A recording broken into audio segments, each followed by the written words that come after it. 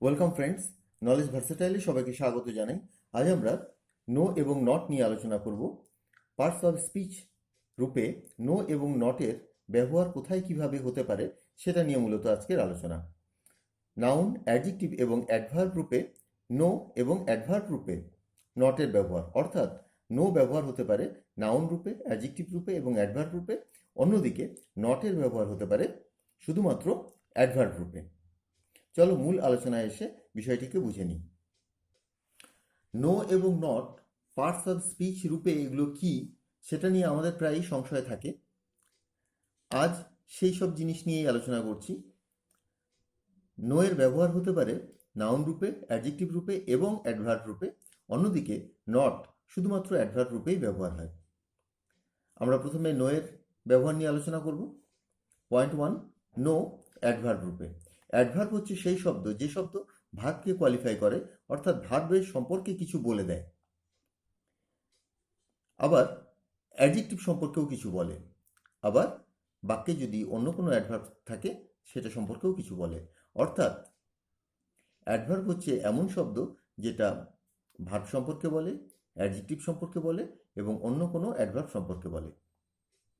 তো নো এর ব্যবহার কিভাবে অ্যাডভার্ব রূপে হয় সেটা নিয়ে প্রথম আমরা দেখছি। নো অ্যাডভার্ব রূপে কোনো প্রশ্ন, অনুরোধ বা প্রস্তাবের নাবোধক উত্তর দিতে ব্যবহার হয়। ভার্বকে নেগেটিভলি কোয়ালিফাই করে। কথার অর্থ হচ্ছে যখন কোনো প্রশ্ন করা হবে, যখন কোনো অনুরোধ করা হবে বা প্রস্তাব দেওয়া হবে, তখন যদি নো দিয়ে উত্তর দেওয়া হয় তাহলে সেই যে প্রশ্ন, অনুরোধ বা প্রস্তাবের যে ভার্ব সেটাকেই নেগেটিভলি কোয়ালিফাই করা হয়, তাকেই নেগেট করা হয় এবং এভাবেই নো হচ্ছে অ্যাডভার্ব। এক্সাম্পল দেখি। Are you going? তুমি কি যাচ্ছ? No, I am not going. না, আমি যাচ্ছি না। এখানে না, না আমি কাকে বললাম? কোন শব্দটাকে বললাম? ভার্বকে বললাম যে তুমি কি যাচ্ছ, যাওয়াটাকে না বললাম এবং যাওয়াটা হচ্ছে ভার্ব। তো দেখলাম আমরা ভার্বকে কোয়ালিফাই করছে নো, অতএব নো হচ্ছে অ্যাডভার্ব। দ্বিতীয় এক্সাম্পল দেখি। No you can't enter. না, তুমি প্রবেশ করতে পারবে না।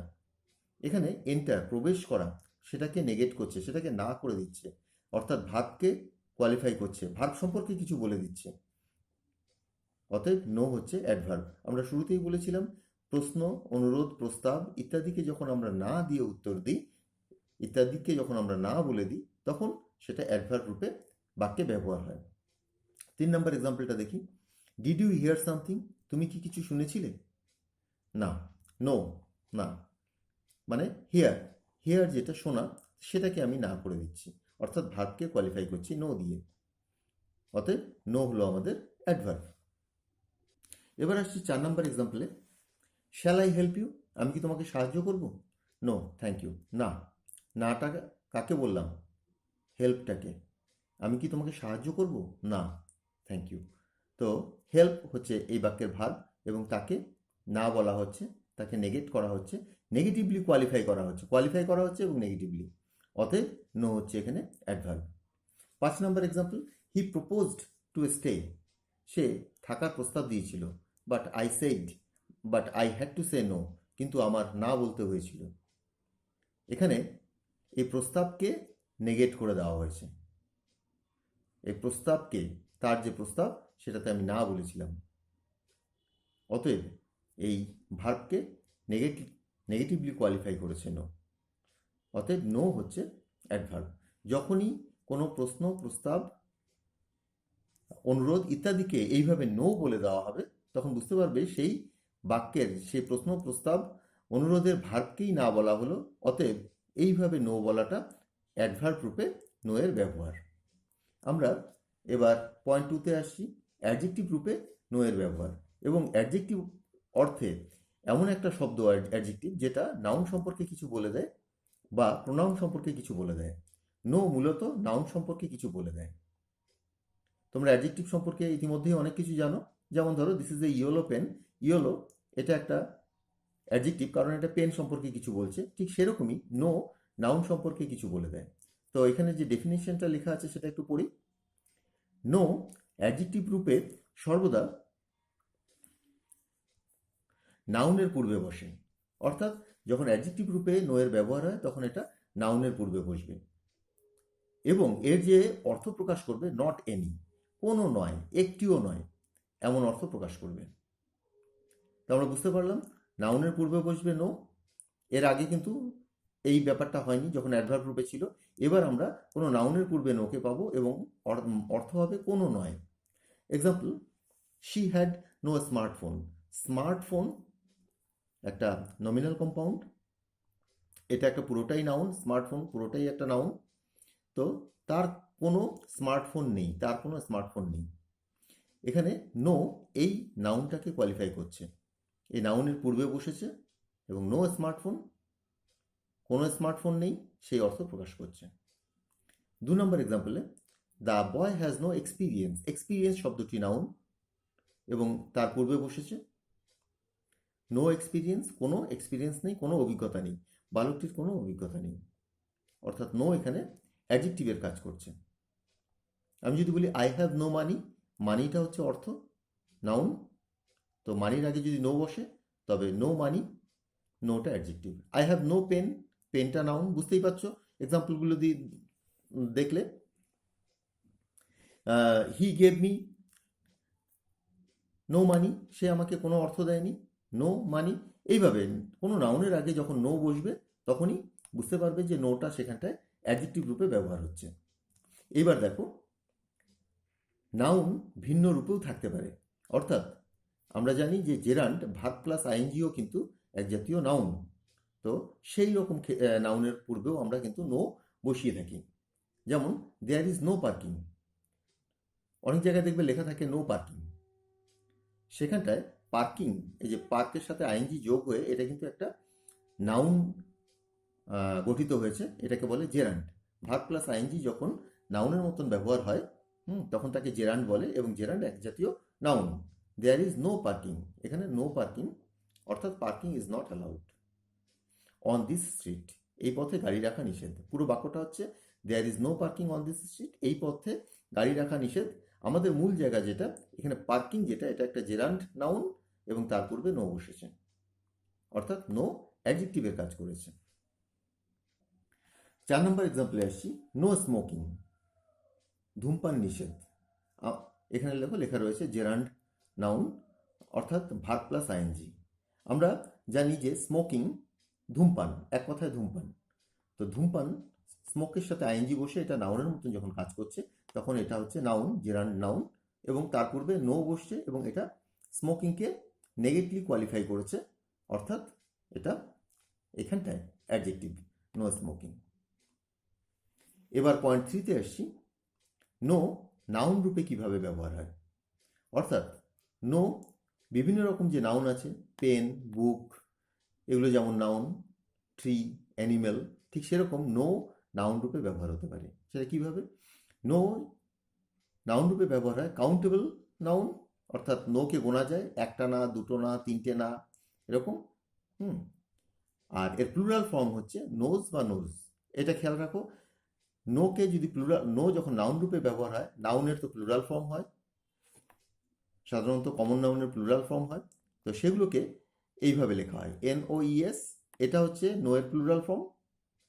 তোমরা এটাকে ভেবো না যে নাক, নাকের যে আরেকটা ইংলিশ মানে, আরেকটা হচ্ছে NOS, নোজ। তো নো এর প্লুরাল ফর্ম এই NOES বা NOS যে কোনো একটা হতে পারে। আর নো হচ্ছে কাউন্টেবল নাউন, অর্থাৎ একটা না, দুটো না, তিনটে না, এরকম হতে পারে।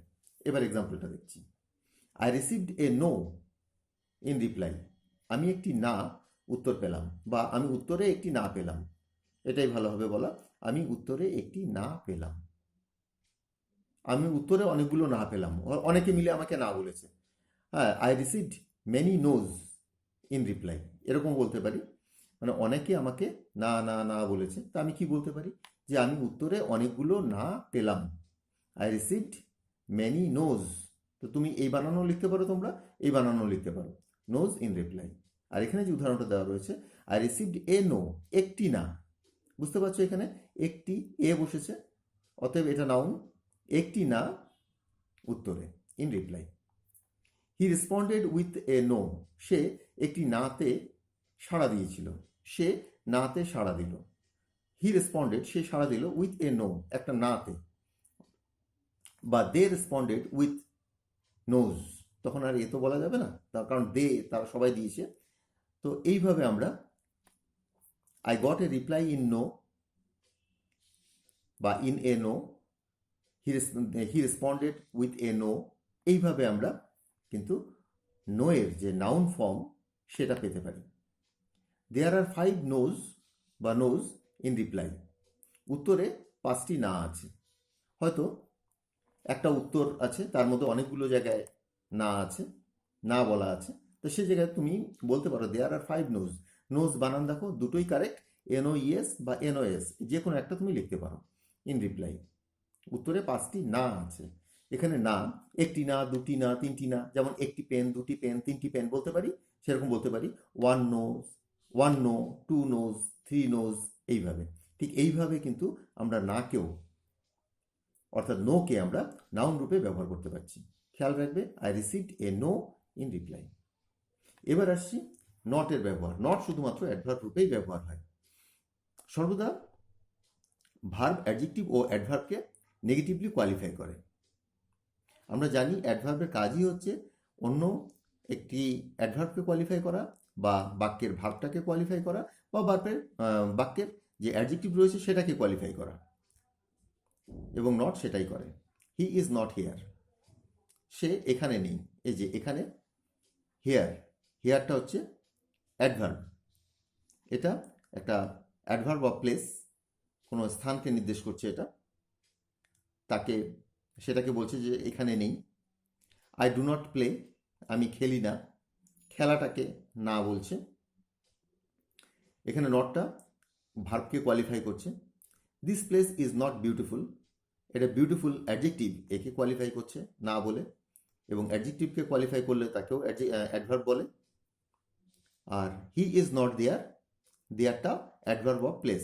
আমরা প্রথমে হেয়ার পেয়েছিলাম, হেয়ার, দেয়ার, এগুলো হচ্ছে অ্যাডভার্ব অফ প্লেস, মানে স্থান সংক্রান্ত অ্যাডভার্ব। তো দেখলাম আমরা যে সে সেখানে নেই। তো সোজা কথায় মনে রাখবে, নট সবসময় অ্যাডভার্ব রূপে ব্যবহার হয়, কোনো সময় এটা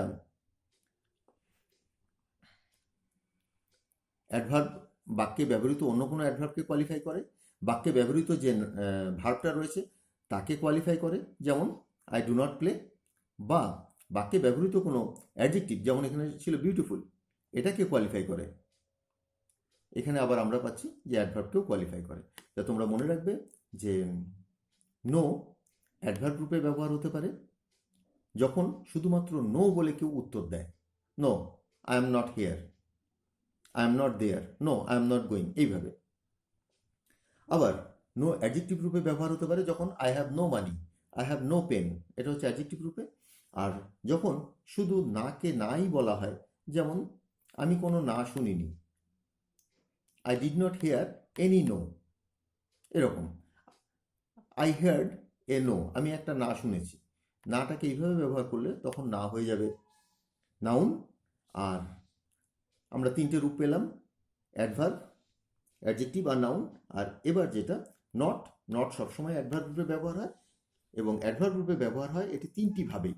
কোনো সময় অ্যাডভার্বকে কোয়ালিফাই করে, কোনো সময় অ্যাডজেক্টিভকে কোয়ালিফাই করে, আবার কোনো সময় ভার্বকে কোয়ালিফাই করে। আর এই তিনভাবেই কিন্তু অ্যাডভার্ব গঠিত হয়। তো নো এবং নটের যে পার্টস অফ স্পিচ হিসাবে বাক্যে ব্যবহার, তার আলোচনাটা এখানেই শেষ হলো। পরবর্তী আলোচনায় আমরা আবার যোগ দেব। আমার পূর্ববর্তী ভিডিওর যে লিঙ্ক সেগুলো তোমরা নিচে ডেসক্রিপশনে পেয়ে যাবে। তোমরা কমেন্ট বক্সে কমেন্ট করো তোমাদের প্রয়োজনীয় যা প্রশ্ন। আজ এখানে বিদায় নিচ্ছি, বাই।